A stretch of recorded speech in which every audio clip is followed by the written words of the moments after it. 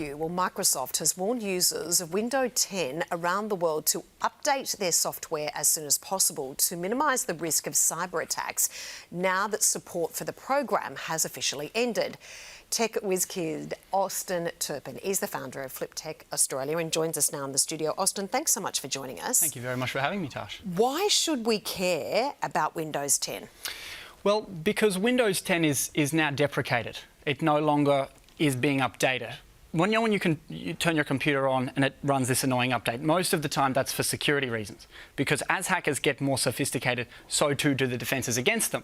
Now, Windows 10 is no longer being updated, which means that every computer running Windows 10, especially over time, will become more and more susceptible to cyber attack. Why haven't we known about this?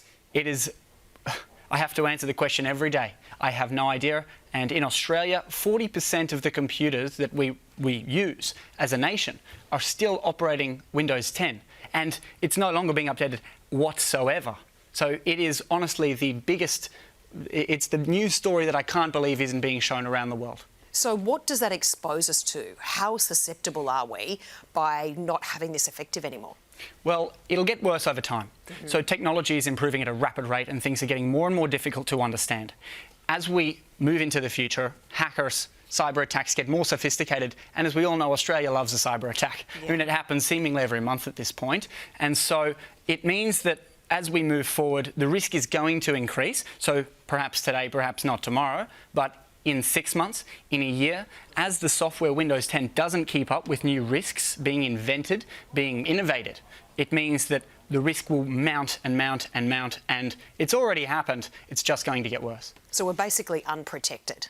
We are unprotected, and we've been left in the dust. We've been left to fend for ourselves. So if you're running Windows 10 effectively, you've really been left to your own devices here, is what's happened. So is there a Windows 11? Like, what software do we update to make sure, especially at home, that we are guarded and not vulnerable to serious cyber attacks? So the answer is that we need to be operating on software which is being regularly updated. Like Windows 11 is still under current support for sure, and Windows 11's been around for quite a few years now. So most people are actually on Windows 11, but there is still quite a big minority. As I said, in Australia, it's almost 40% there that is running Windows 10. So it's urgent that we get onto Windows 11 as a nation, and frankly, it's been made a lot more difficult than it really needs to be. I mean, it's actually quite difficult to know if you're running Windows 10, Windows 11.